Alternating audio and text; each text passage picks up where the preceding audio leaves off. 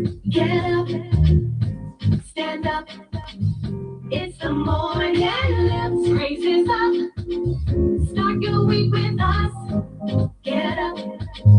It's the morning lift. Speak your soul. It'll make you whole. He's in control. It's the morning lift. Get up, stand up. Raises up. It's the morning lift. Well, good morning. Good morning. It's the Morning Lift Show with Dr. Sean Kyle. It is so exciting to be back with you again on this Monday morning. And as you know, every Monday morning at 8 a.m., we are here live at Intellectual Radio and iHeart Station, as well as streamed broadcast live on my Facebook page, Dr. Sean Kyle. So if you're watching us live, hello. And of course, you can watch us on replay later on iHeartRadio, on intellectualradio.com. Here on Facebook, on YouTube, Instagram, TuneIn, Spreaker, and even now on Roku. So you have plenty of opportunities to catch the show. And I'm so excited, as you know, as the song says, this is a show that gets you going every week, gets you lifted, gets your week going.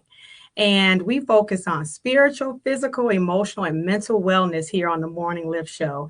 And I'm so very excited today that we have a very special guest. We have Chef Julius Russell of Tale of Two Chefs. And I'm excited that he's going to be here today talking about feeding our soul.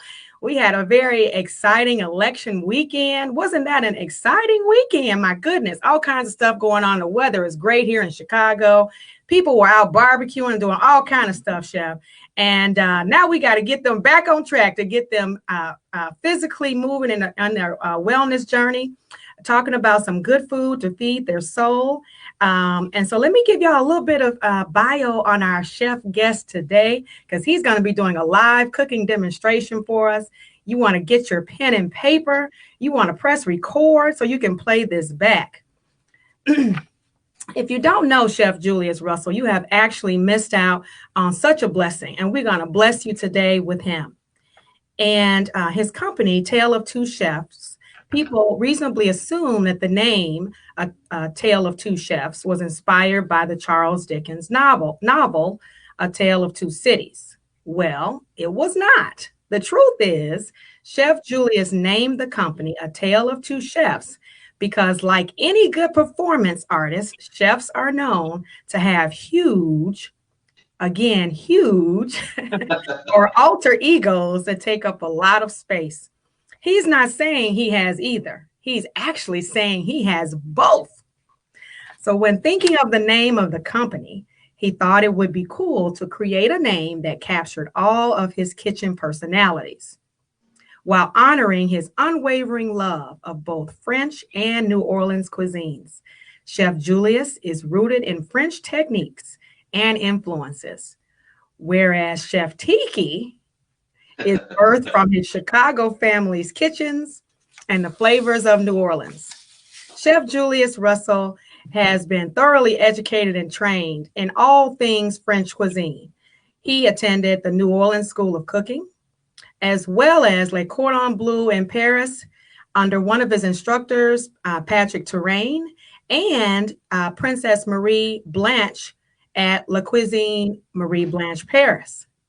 He has numerous honors and recognitions. Of course, he has his mother's stamp of approval, and we all know that's the most important. I'm a mom, and so I know if any of my kids become a chef, you need my approval first. And his mother's stamp of approval says that Tiki's fried chicken is the best. He's had featured articles in various publications, including the Chicago Sun-Times, Chicago Tribune, and Indigo Magazine. He's had television appearances on The View, BET, Big Ten Network, Food Network, ABC, NBC, Fox, and WGN. He's been named the best caterer in Chicago by Uptown Magazine 2012. He has been on the main stage at the Taste of Chicago 2013 through 2018. He's been named the culinary ambassador to Chile for 2013 through 2019. And he has been in Bon Appetit and Chicago Gourmet Festival 2019. Now, y'all know that's a whole lot of honors and recognition. I am so blessed to have this chef on my show. He is on the Morning Lift Show. And although I am very honored, I know all of our listeners and all of the viewers want to hear more from our chef so they can feed their soul. So without further ado, Chef Julius, tell us about your wellness journey and how you became a chef. What inspired you to get going on this business, feeding people? Well, good morning, Dr. Shah, and I really want to thank you for allowing me to be on your show. I'm really excited about being here today. And what you spoke about earlier is very important to me too, like with the weather getting nice, and you saw all the people doing a lot of outside stuff. I really hope that everybody stays safe because what's going on right now is real. And the fact that you bring up the point of wellness hasn't been more important than it is like right now. We're talking about just wellness and our health. Mental wellness is a big thing. As far as I'm concerned, food has a lot to do with that. With regard to how Tale of Two Chefs started and how I came down this road, it wasn't me on my own. I've always loved cooking. And even while I was corporate, I would host dinner parties as a way of networking and really cook a lot. And I loved it. And people that came to the dinner parties that, you know, have been much higher up in the company and had traveled the world eating, were eating my food and like just really blown away about the food. And there were several people that said, you could become a chef, you could become a chef. And I had no interest in it. One of the main reasons I got into cooking, there's two reasons I even got into cooking when I was much younger. One was to learn how to feed myself because my mother and grandmother were convinced that, well, they were determined to make sure that I wouldn't grow up being a chauvinist, some chauvinist guy waiting for a woman to cook for me. So that was one thing. And then the reason a lot of guys do stuff is because of girls. I found out girls like food. And so that worked for me. That just worked for me. And so that's how it started way, way back. But when I was, working professionally, just really networking and stuff like that, and kept getting compliments about my food. And even what you just mentioned about with my mother and the fried chicken, like I don't really make it a lot because people wouldn't let me make anything else. So I started making it in college a lot. And for any of my college friends that had the fried chicken in college, like they'll still tell you to this day about how much they love my fried chicken. So, but I don't do it a lot. I used to do it when I would get in trouble with my wife when she was still here. And she has a lot to do with why there's a Tale of Two Chefs, because when I spoke about taking this journey, she was just right there. And she's like, yep, let's do it. And it was really quick. And she did PR and marketing. My wife is Jada Russell, and she's no longer with us, but she was really a big part on, you know what, you can do this. And if it doesn't work out, you can always go back to what you did corporately, because I was doing really well at that. So there was no lack of fear on me, because once you start answering the questions about what you're called to do, the fear starts to move out of your mindset and stuff like that. And that's something that I try to do a lot with cooking and even with the mentoring and stuff what I do. If you can tap into something that you are willing to put so much work into that you just believe and you know that the outcome is going to put you in a happier place, personally, spiritually, mentally, you got to take that shot. You just do. So I tell a lot of people, if you ever have like an idea, something you want to do that's outside of your day-to-day work, and you feel like you haven't gone to your true calling, I tell people all the time, I'm the wrong person to be around, because I will make you believe in yourself and I will push you to be able to go after that thing, because you got to find out what exactly happens to you when you address your calling. So with that being the backbone of a lot of stuff I want to do, my wife pushed me to start the company. She helped me out tons. She was the one who had all the media connections. And she would watch me cook at home and how much fun I was having at home. And then when we would have these small dinner parties, how people would just stand in the kitchen and just watch me cook without moving. And the exchange back and forth and how much I care about serving people food. I love the fact that I am of service. and it means a lot to me. I take it very, very serious. And so like this whole journey doing like that, because I didn't know how to professionally cook. And the only thing I knew about some of the best chefs and some of the best food came from France. So that's what we did. We hopped on a plane and we went to France so I could learn how to professionally cook. Remind you, again, no fear.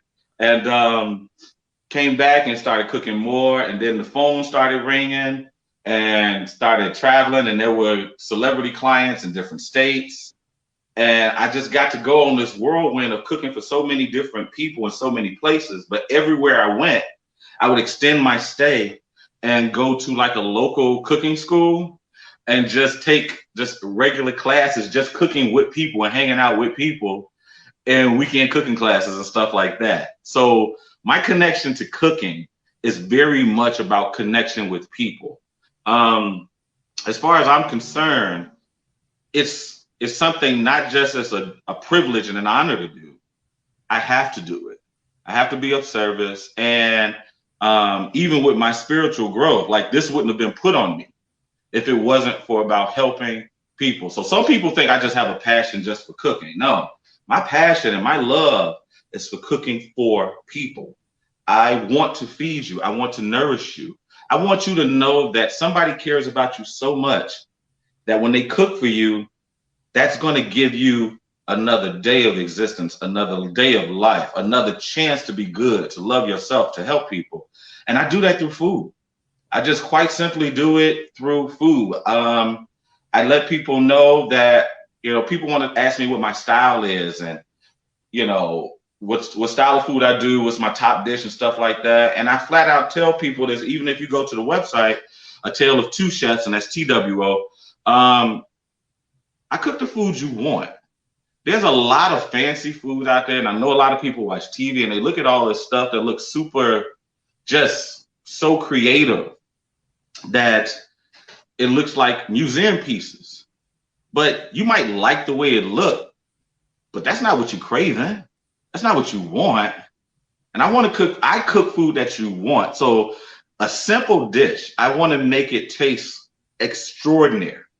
Just extraordinary, and it comes from picking up different things. So like and food marketing of food, especially during the pandemic, is just through the roof. You can look on television, you can look on social media, you can look on any type of publications, and you're getting bombarded with food.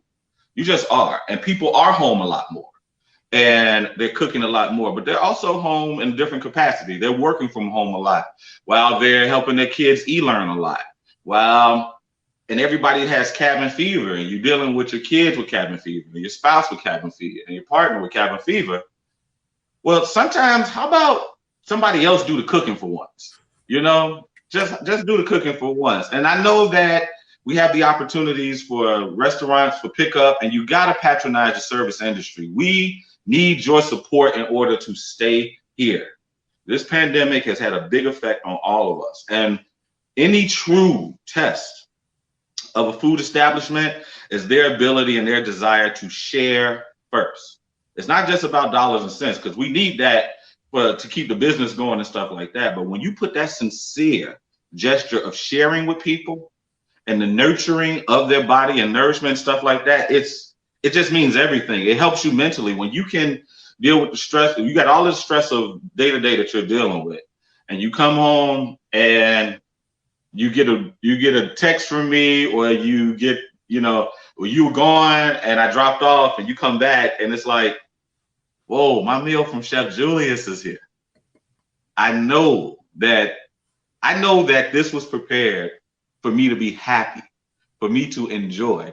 And that is, so much goes into that. Even with the guys that work with me, they sometimes laugh at me about like, I mean, dude, this dish is really good. And I'm like, it can be better.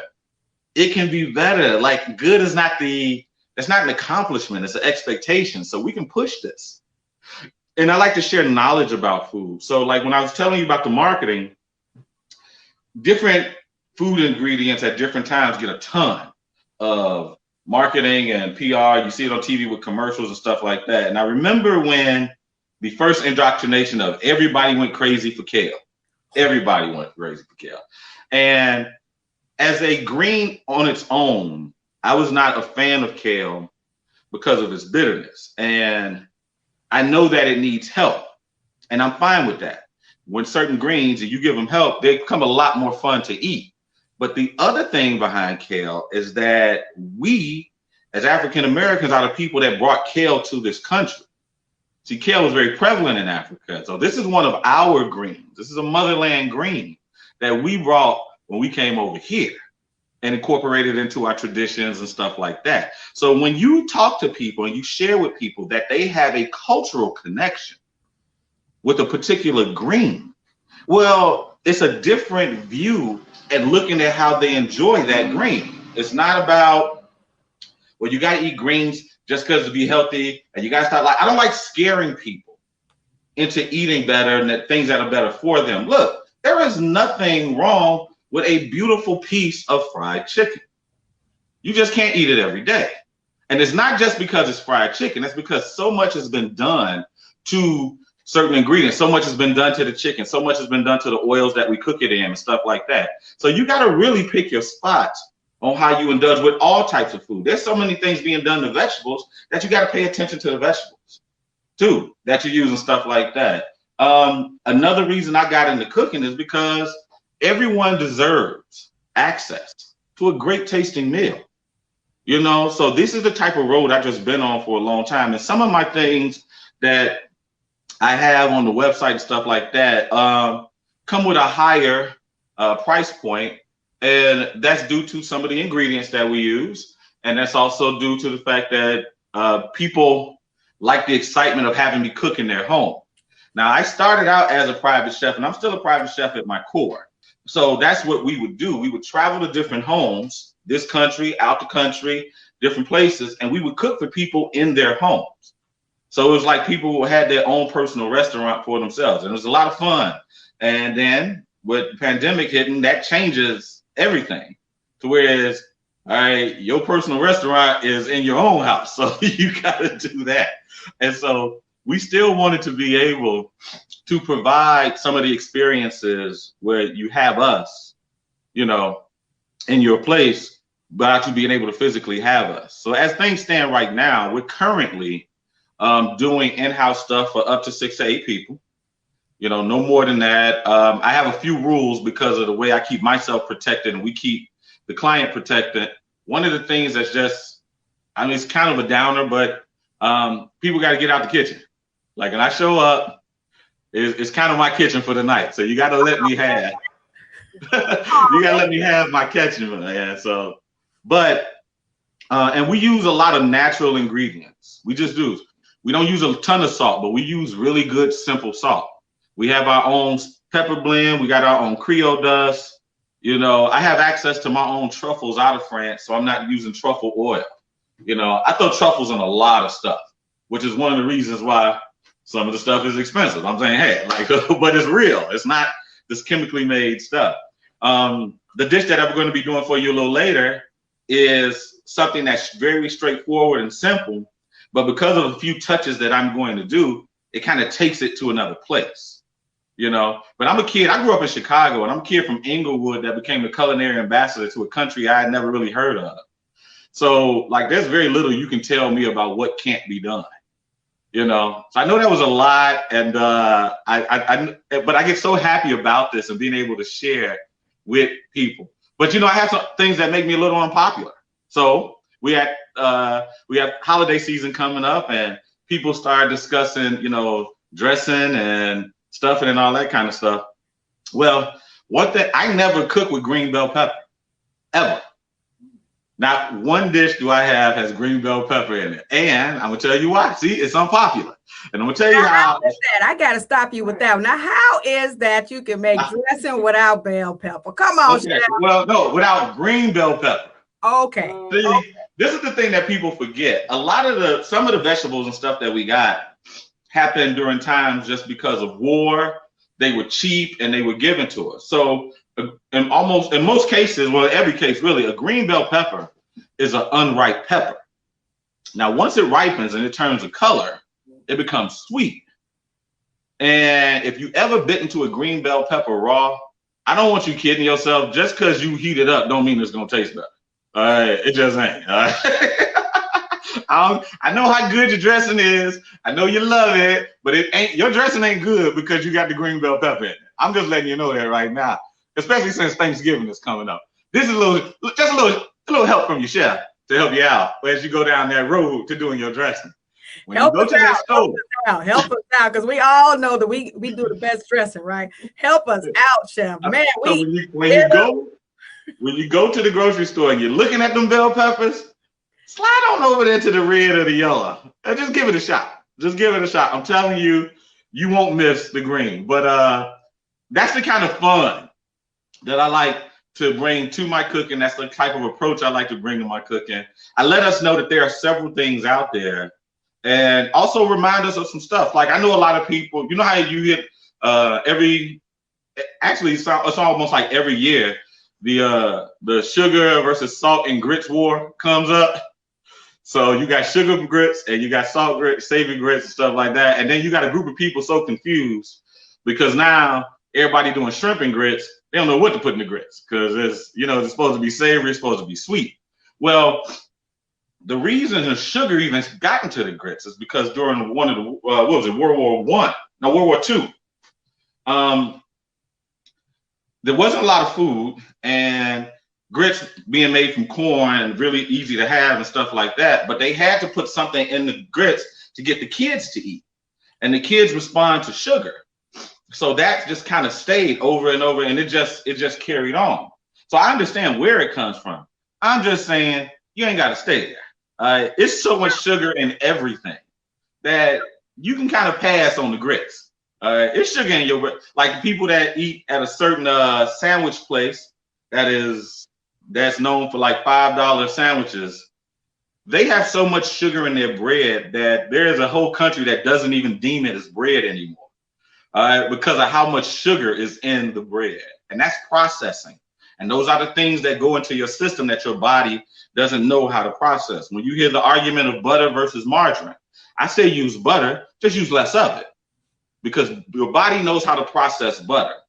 When you throw margarine in your body, you might feel good about lowering the cholesterol, but the chemicals you are telling your body to adjust and deal with, it's just not that easy on the body.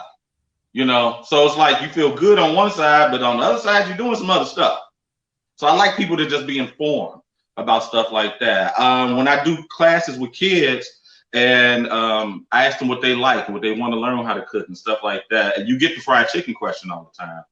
And, I with culinary students that believe in their fried chicken recipe and they want to have a chicken place, and somebody will laugh. And I say, don't you ever, first of all, don't laugh when somebody wants to step out and do that, right? Because that's their opportunity to share with people. On top of that, I let the person who's talking about the fried chicken place that, listen, don't ever let anybody make you feel uncomfortable about fried chicken. It was us who taught the rest of the world how to fry. We used to have palm oil, and we would season proteins and put it in the palm oil until it fried up crispy. So it was Africans who created the whole process of frying foods. And it spread all over the world. Every culture has a version of fried chicken. Every culture has a version of hand pies, whether it's an egg roll, whether it's, labneh, like whether the Indian stuff or rotis and stuff like that. Everybody has some type of rolled up dish that you eat, the empanadas, samosas. Like every culture has that. And we used to pound out dough, fill it with product, and cook it up. You see what I mean? So as a culture, we have a connection to food. I want people to get more excited about it. Instead of like every morning when I wake up, I am thankful not just to be up, but every morning I wake up, I get to cook. So you can't tell me nothing because I get to cook every morning. Every morning I get to cook something. And if I'm cooking, that means I'm feeding myself, I'm feeding someone else, and somebody's going to be happy. Well, Chef, let me tell you, I love to cook too. I am nowhere near your skill level, but every morning I like to make my family breakfast. So I understand that feeling. I feel like I put a ton of love in that breakfast, regardless of what it is. And I'm not even a breakfast eater. I cook it for them. I cook You it know, because I want them to have the first thing they have in their mouth of the day is their mother, their wife, their daughter's love, and come straight from me out of my hands through the food. So I get it. that's beautiful. That's absolutely beautiful. My favorite meal of the day actually is lunch. And that's because whenever I take lunch. All right. I don't work through lunch. I don't talk on my phone during lunch. I sit down and have lunch. And sometimes my lunch is extended, but I do it. My favorite meal to have out is breakfast because breakfast cooking is actually some of the toughest cooking to do that people don't realize. When you got a table and you got 4 to 5 people and all of these ingredients that cook at different times, but they're all quick, have to be done at the same time for each of those people. And they have to get to them while it's still hot and still give them the experience that they have in their head. Short order breakfast cooking, those guys are true champions. Fine dining is its own thing and the difficulty within that. But like, that's the beauty of cooking. There are so many components and so many styles to it that you get to still feed and make people happy.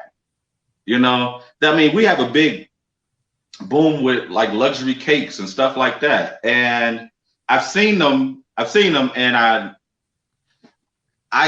fascinated by it because I just don't have the discipline for it. I just really don't. So when you think about, people who do these really intricate cake designs, that's discipline on a whole nother level. I spent a lot of time in France, so I got a nice hold on desserts. But I got a guy that works with me. Tim is my dessert guy.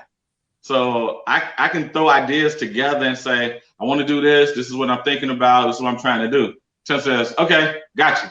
And then Tim comes back to it. And I'm like, okay, adjust this, got you. And then we got another great dessert. Like I got a really good team. And one of the things that's really cool also about my team is that all of the guys on the team are from Inglewood. And we didn't even know each other. It wasn't until we started working together that we found out. And there's a young lady on the team, and her background is in New Orleans. So, I got my Chicago culture, but we all do fine dining cuisine. And then I got my homegirl that, it's never an opportunity not to talk about the Bayou and what we miss about, Louisiana. So, like I said, when I tell you how, I'm blessed around on all these things, it's true because I keep myself immersed in it. I've gotten and during, pandemic and stuff like that, people are sleeping less. And what I found out is that it's good to try and take time to fine tune what brings you peace and what brings you joy. And I find my peace through cooking. And I try to stay there as much as possible, especially in light of some of the personal things that I've had to experience over the course of the last year. It's very important for me to find peace. Because I'm still here for a reason. I'm still here answering to a calling. And I have to find that peace because there are people to feed.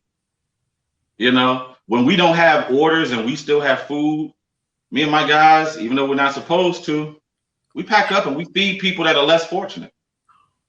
You see what I'm saying? When we do virtual classes and we put the website up so people can send us a gratuity, we take the gratuity and we go feed people.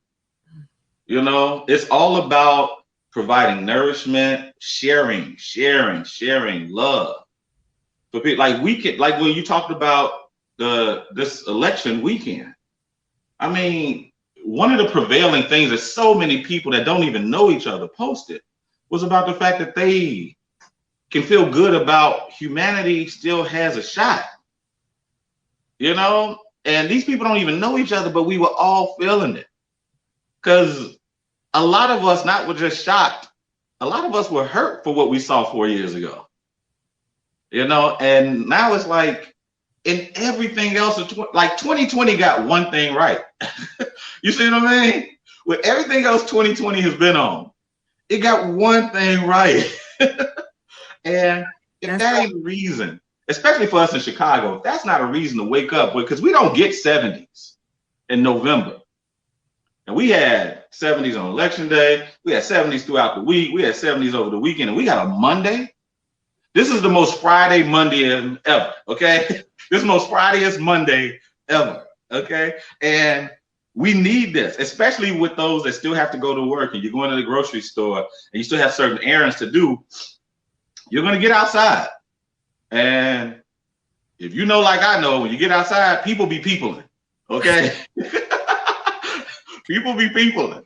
And you need some things to just bring you back to peace. I was out running errands and doing drop-offs, and there was so many people outside. And I had to get back inside. I just had to get back inside. When I got back inside, the first thing I did was cook something. I just cooked something. I was like, whoo, let me get to my happy place. You know, these pans, they love me. These seasoning blends, they love me. All the stuff in the refrigerator loves me, you know, and I get to just come back and do something, which is one of the things I'm really excited about the dish I'm about to make for you today. But if it's any other reason that I can tell you why it is that I do what I do, because it's just the right thing to do. Cooking for someone is just the right thing to do. I love it. It really is. I thank you. Wow, that's amazing. That's an amazing testimony. And I love it that you're saying that this is your calling. It's the right thing to do, that, you know, you show your love of people this way. You know, it's just amazing that, you know, we all come to a place of knowing what we want to do when we just take time to think about it, to pray about it, to sit in it, and think about what brings you joy, but what also you can do to serve others. And so when you cook and you're putting all that love into it, and your whole meaning behind it is to serve them and to spread love, it comes through in your food. I'm looking at what you got on this chopping block. I'm wishing that this wasn't a pandemic and we were in person, because I have my fingers all in that bowl. You'd be slapping my hands. Girl, get away from that. What is that? What we got going on over there? Because I had to eat 2 granola bars on the way in the studio this morning to keep myself from getting real hungry. Because I'm like, I know Chef Julius. I know his food. His food is delicious. I've had it over and over again at several events, and is watering. So tell us what you're preparing for us. I am going to make what we call Chef Tiki's salad.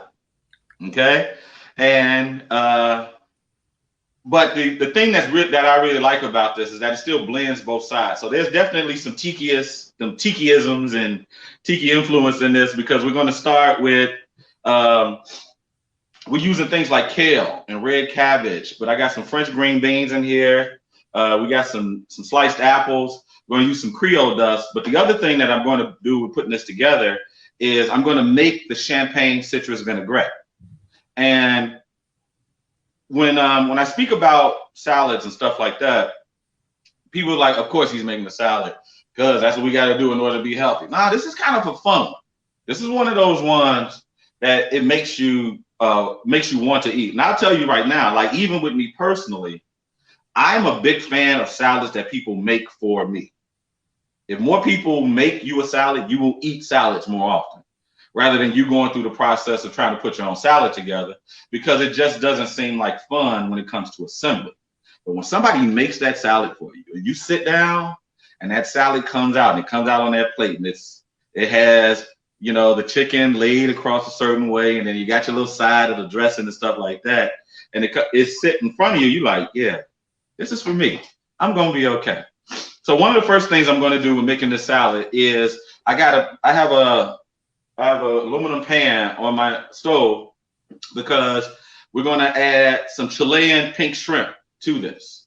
So I got the pan going on a low heat, and this is another good fun cooking technique. When you want to create like a non-stick opportunity for any pan, it doesn't have to be a non-stick pan.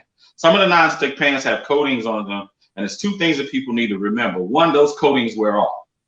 All right, and they can get into your food. Another thing is that if you follow a couple simple rules, virtually any decent pan becomes nonstick.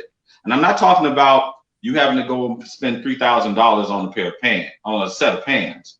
You know, if you take a little bit of time, and since you're not going out right now anyway, people ain't going out to dinner, all that stuff all the time. You got a little extra disposable income for those that still have the blessings of being able to earn. You got a couple $100. Take about $300 and get a set. If not, take you $50 and buy a piece at a time.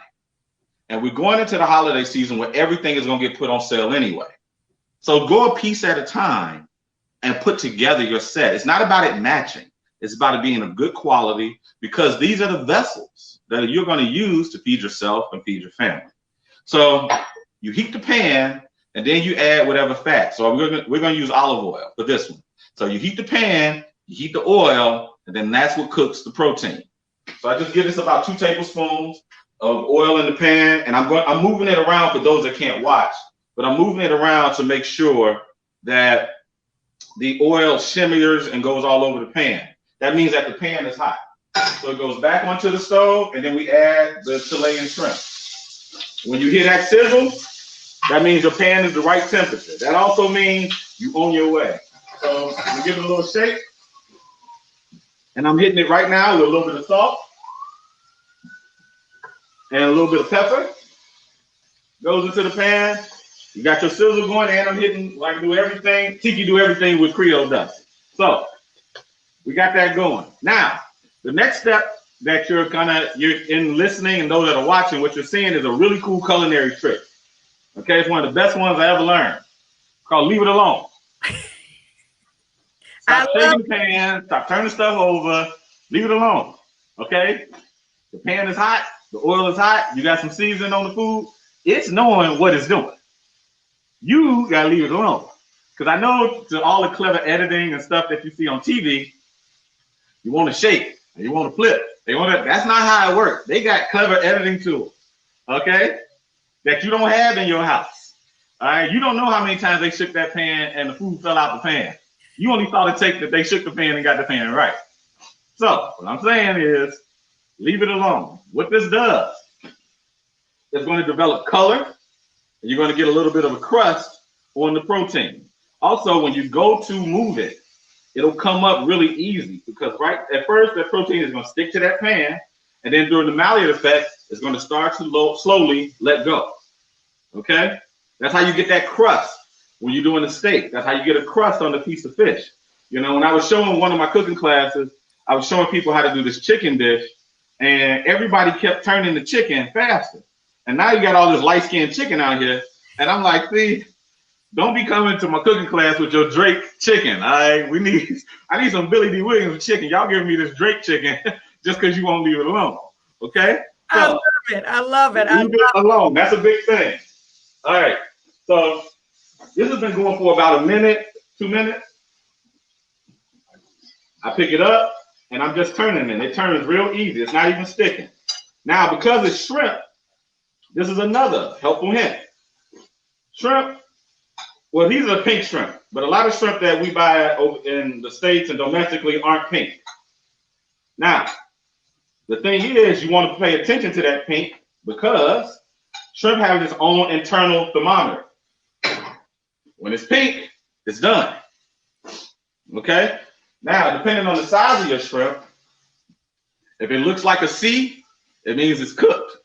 If it looks like an O, it means it's overcooked. Okay? Now, this is something that you can do to help from overcooking your shrimp all the time. One, don't crowd the pan. You got to let that air circulate to get around the pan. Two, when you flip the shrimp and it's sitting there for 30 to 45 seconds, when you don't have a lot of stuff to do, or you don't have a lot of shrimp to keep cooking, this is another really cool culinary trick. You turn the fire off, you move the pan off to the side, it's still going to finish cooking. See? So we got this obsession about cook it till it's done, cook it till it's done. It is done. What you're doing, what a lot of people do, is that they watch so much on TV, or we grew up eating so many things that were just overcooked. We think that's how it's supposed to go. You can fully cook items by letting the residual heat that it has finish the cooking for you, rather than heat on the pan to do it. Because then when you pull it off of that pan and you put it onto the plate, it's still cooking, and now it's just overcooking and just good further. And you don't want rubbery shrimp. And I bring up shrimp as another reason too, because when you go to the grocery store and you see the fresh shrimp and you see this cooked shrimp, I really encourage people to stop buying cooked shrimp in that grocery store, because when you buy the cooked shrimp and then you take it home and you cook it again, like, you're getting no real flavor and none of the real benefits from eating shrimp. That's why when you look at a simple technique about how to cook shrimp, it really is easy. It's a little oil in the pan, some salt and pepper, a little bit of heat for a little while, and you just pull it off to the side. And that's a lot easier to do than what people think you have to do in order to deal with shrimp. All right. But when I see us, and I love us, and when I see them in the grocery store and they're asking for instructions from the people behind the fish counter on how to cook the cooked shrimp, and the people behind the fish counter answers these questions, and sometimes I keep my mouth shut, and then there are other times I just can't do it. I just can't do it. I say, baby girl, don't listen to that. That shrimp is already cooked. Stop them, chef. Make sure that shrimp is already cooked. In the store with that shrimp. You tell them to put that down. Yeah, and it's expensive. How you gonna charge me more for something you already cooked? All right, and I gotta go home and cook it again. All right, we do heat and serve. You warm our food up. We done did all the cooking, but like, you go to the store and you getting cooked shrimp. I mean, unless you dip it in cocktail sauce, I don't know what you're doing with it. I just don't. So our shrimp is done. Now we want to put together the vinaigrette, because that's going to go into the salad. People forget, in a lot of cases, most times when they have a vinaigrette, they have a lot of the ingredients already at home. So vinaigrette is basically a mixture and emulsification of oil and vinegar. Okay. So when you make a vinaigrette at home versus I know we like our salad dressings, and a lot of times we go overboard, but when you make a vinaigrette at home, it's simple, it's easy, it tastes better, and it's actually better for you. Okay. So I got my little bowl, and what you see right here is a shallot. Now, a lot of people walk right past these when they're in the grocery store, and it's in the onion family, but it's not as arrogant as an onion.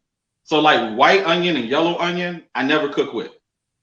I cook with shallots and I cook with sweet onion. But white and yellow are they take over a dish. So, all right, why you think, okay, if the onion ain't arrogant, why you cry when you cut into it? If that ain't arrogance, I don't know what is. Okay? The first thing, when you involve yourself with that vegetable, it make you cry. I don't need that. I don't need that stress in my cooking. I don't need that stress in my cooking. This shallot is nice. She's sweet. She's polite. She says please and thank you for adding me to a dish. I can work with that. So we're going to we slice it lengthwise, and then we're going to give it a little small chop. This is a small dice. I'm small dicing right now on the cutting board. And I'm only using half of this shallot. Now, if you do have white or yellow onion in your home right now, you can do that to make a vinaigrette, but I would encourage you to get to the store the next time and pick up shallot. It just mixes better with the dish. So right now into the bowl, I have diced shallot.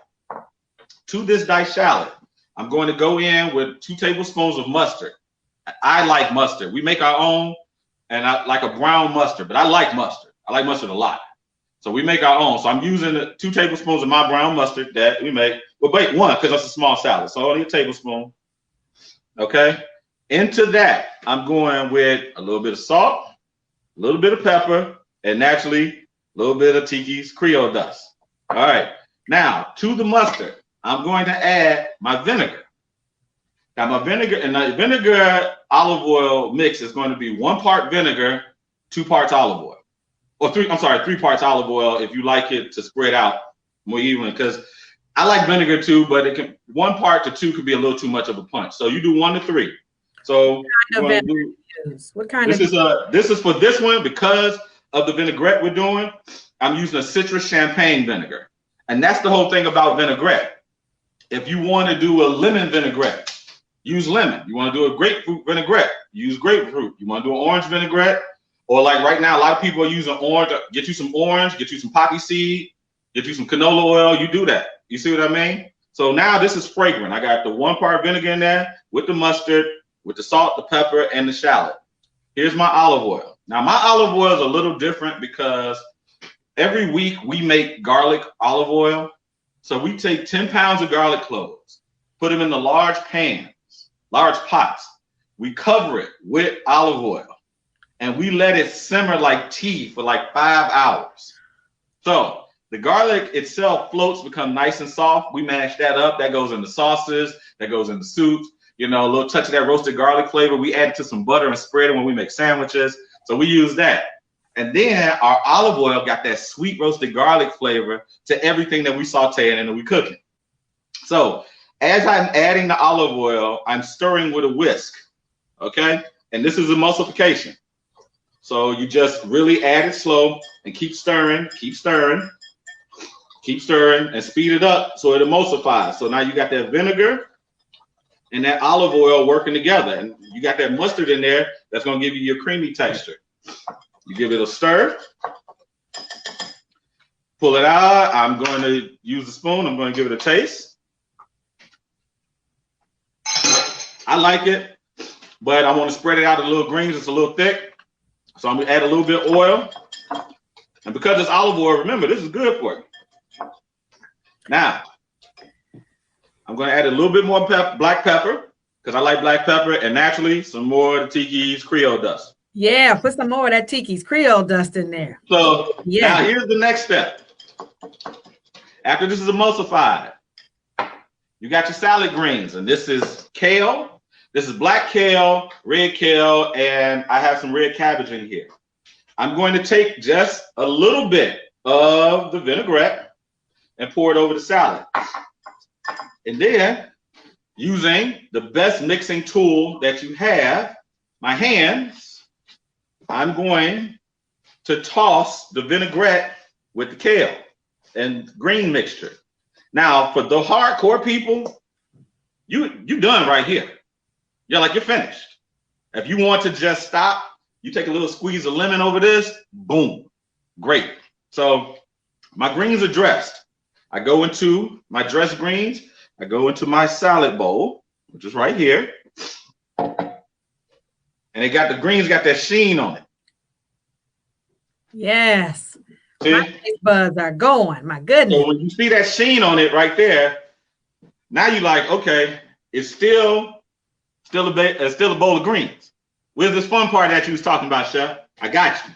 So get these out the way. I'm just moving the seasonings, you all, for those that can't see.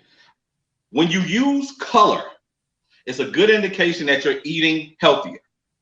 All right. So I don't want you focusing on just what people say, well, that ain't healthy. That ain't healthy. Look, anybody scaring you into eating better, I'm not saying they don't care about you, but they're putting more energy into the fear versus the outcome.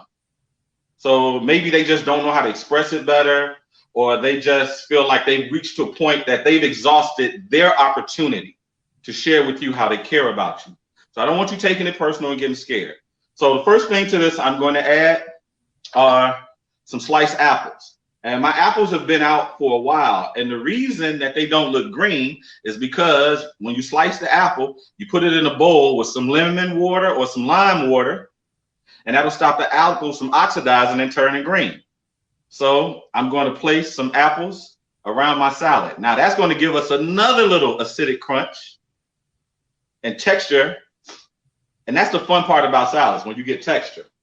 And this is a Fiji apple. Delicious. Don't start that because you're making me even hungrier. Don't you start that. Hey, I'm saying. Now, to this, now we got apples and we got the greens. I'm going in with French green beans. Now, these have been blanched. What that means is that they've been boiled for 2 minutes and then shocked in ice water so they stop the cooking.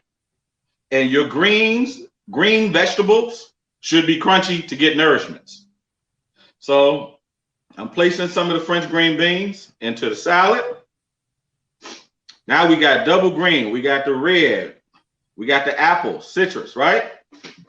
Into that, I'm coming with dried cranberries. Sprinkling that around. All right. To that, I got some strategically placed sourdough croutons that I'm just going to drop around here. What kind of croutons? Sourdough. We take sourdough bread, toast it with the garlic oil, toss it with the garlic oil, put it in the oven It's 15 minutes and it's done. To this, I'm going to add, okay, now this is, I told you, this is when things get a little crazy, but this is what's fun about it. This is what makes it a fun salad. I'm going to add a little bit of what could be considered like a muffaletta mix. So this is chopped cauliflower, olives, red bell pepper, and carrots. So we're going to, since it's chopped, we're going to sprinkle it all around, and that's going to give us some nice zing as well. And then I'm coming in with some grape tomatoes, some heirlooms. So this is some yellow and some red that I'm using. These are nice and sweet. They have flavor to them. A lot of the big ones, the beefsteak tomatoes and stuff like that, don't have a lot of flavor in them. So if you're gonna eat a tomato, it should taste good and have some kind of punch and taste to it. I did not grow up liking tomatoes as a kid, like ketchup, like tomato sauce, but didn't like tomatoes. And when I got to France is when I first fell in love with them. And then I got called to cook in Israel. And in Israel, I found out that's where they created the cherry tomato and stuff like that. So I started tasting all these varieties of cherry tomatoes, and I'm popping them like they Tic Tacs. And I'm like, how come they don't taste like this, you know, in the States? What I had to do is I had to start going to farmers markets and meeting farmers and having all the different varieties. So when you hear about tomato season in Illinois, run, do not walk, okay? Roast them in the oven, puree them, put it in your blender, make some of the best jarred tomato sauce you ever have. And you can put that in the freezer and it'll just hold. Now, when is tomato season in Illinois? Late fall. Early fall, late summer, early fall is when you'll see a lot of them. Now remember, that Chilean pink shrimp that we had is right here. We're just going to do that around the salad. And I'm just laying it down. So I want you to, as you're jumping around the salad, it'll be fun for you. Also, it's still a little bit of heat on the shrimp, so it's going to wilt the lettuce just a little bit. And now that we have that part done, because it's me, I'm going right back over the top of it with a little bit more black pepper, a little bit of the Tiki's Creole dust, and I'm just going to spoon a little bit more of the vinaigrette right on top so we can get into that shrimp. Yes, my goodness. And that is, you know, this is outside. We got to do one little thing, which is just it's a thing for me because you're getting so much fun with it. You got to clean the plate up a little bit. And then when it's all said and done, this is Tiki's Chilean shrimp salad with French green beans and a champagne citrus vinaigrette. Yeah. And if you know, like I know with a lot of my clients, there's a crisp glass, a Sauvignon Blanc that goes right along with it. Yes. And that's how something as simple as a salad can be fun in the kitchen, and it makes you want to eat salads more because there's a lot going on with this. It's popping and bursting with flavor. You don't have a heavy, creamy vinaigrette or salad dressing all over it. You still got enough salad dressing that you're going to want to dip anything in that. You're going to have some French fries you're going to want to dip in that salad dressing. I can tell you that right now. You see? But that's fun. And it's hearty. I mean, it's hearty. It's a lot of shrimp in there. And the shrimp are nice and sweet and plump. And we didn't overcook them because we took them off of the heat at a certain time. So even if you look closely at it, and I'll try and bring this up, but you see a lot of that shrimp that has a C. It looks like a C. Is that because it means it's cooked? It's not an O for overcooked. You see what I mean? So when I say about how I love to share and cook and share my joy of food, it's because I love people. And so I love cooking for people. When we do this salad, when we offer this as part of our living greens section on my website, again, Tale of Two Chefs, TALEOFTWOCHEFS. There's a living greens section, and it talks about the different salads that we do.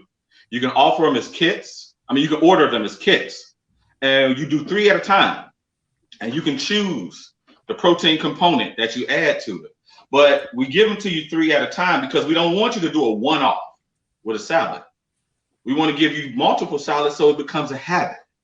You see, and it becomes fun. You can mix and match the proteins, we mix and match the salad bases, and we put it in separate kits so you can have the fun with your own personal assembly. So you can say one day, you know what, I'm doing grilled chicken, but I'm putting that on a Caesar salad. But even with the Caesar, we make our own citrus vinaigrette. So we got a little grapefruit juice in there with the anchovy and everything. Like it's a lot of details of everything that we do. We make so many of the condiments and stuff that we serve. For those who took my last cooking class, they are still going crazy over this seasoning that I have called Wizard Dust. And the reason we call it Wizard Dust is because it makes everything taste magical. It just does, no matter what. We made potato chips at an event before and dusted them with the Wizard Dust, and we were putting the potato chips out in between the food courses. People couldn't stop eating the chips.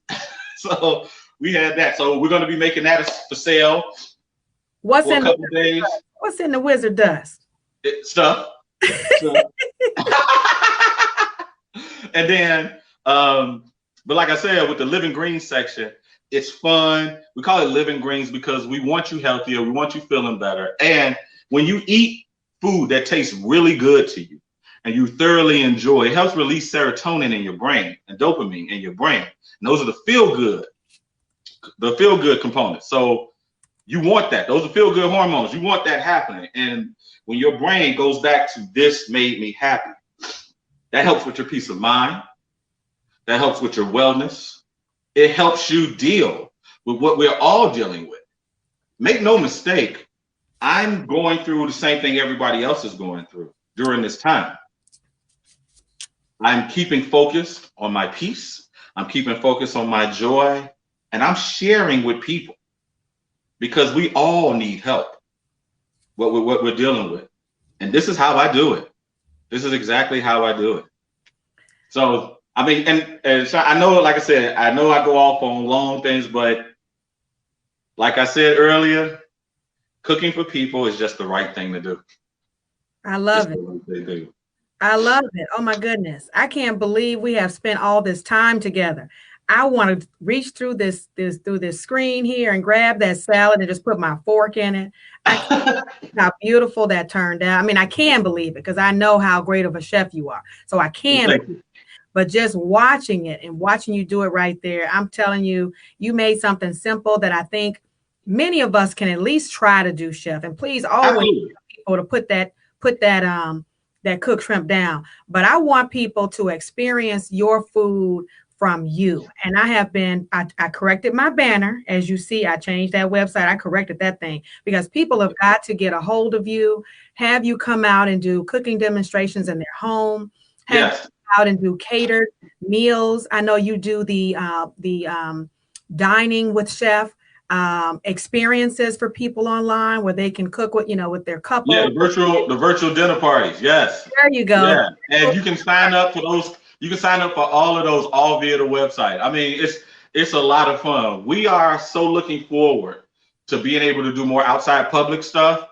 But until then, the virtual things, the ordering for the meal prep, like everybody else is doing right now, your small dinner parties where you have us on site, like that's what we're going to do to stay in contact with you. We're going to share with you. We're going to show you love and show you that we care, and we're going to receive it back from you. That's right. That's right. It's the right thing. It's the right thing to do. And thank you for sharing the website. It is taylor2chefs.com. You sign up, you get a free recipe as soon as you sign up. As soon as you sign up, you get a free recipe. And on top of that, you can ask me questions. I respond to the emails. I respond to the questions. When you put an order in, it comes to me. You understand? I cook your food, and it's the food you want. Okay? Well, I can attest to it. I can definitely attest to it. It is delicious. I'm putting in a new order today. I want you to cook it, of course. And I just cannot wait. I'm putting in my order for dinner. I'm going to tell my family, forget that. We put in our order. If I got to come by your house and pick it up, I'm going to come get it. So we're going to take care of that. I love it. I love that you've been on my show. I love that you shared. Thank you so much for having me. Thank you Yes. so much for having me. Your wellness journey is using your platform for someone like me, for somebody in this industry, the way you share and give back with all of your guests, all of the guests that you have, which I love about your show, tap into community. And it's community first, community first. And that's what food is for our community. That's what we believe. And that's why we do it. Thank you. Thank you so much. I have had fun with you today. I know the listeners and the viewers are excited. I see all the comments. I'm looking at all the shares. I'm like, my goodness, this is going to be a hot show for a while. See all the playbacks because you have really blessed us, and we want to have you back on the show again. Absolutely. After the holiday, after all your rushing, you got a little time for us. You can come back and do something in the spring or what have you. But in the meantime, again, I just want to say thank you. The Morning Lift Show appreciates you. We are an outpour of my ministry, Faith Forward Ministries. So we're all about spiritual, physical, emotional, and mental wellness, getting people on their journey in life to do better, to move forward in faith so that they can accomplish all of their dreams and goals. And you today have given us new tips, new advice, new ways to feed our soul and get our physical wellness together while we get all the other aspects of spiritual, emotional, and mental wellness together. And so if you want to watch this show back, you can watch it on themorningliftshow.com. And when you go there, you also can look at all the other episodes. This is episode 11. You can look at the other previous episodes beforehand. There's also a calendar there that shows you who all of our upcoming guests are and what their topics are. Like next week on November 16th, Monday at 8 a.m., we'll be right here. We'll have Spring of Springs Place here in the studio. She'll be having a topic called Sister, Keep Your Crown. Sis, keep your crown. Our emotional attachment to our hair. And that is such a personal thing for so many women. So I hope you'll tune back in next week.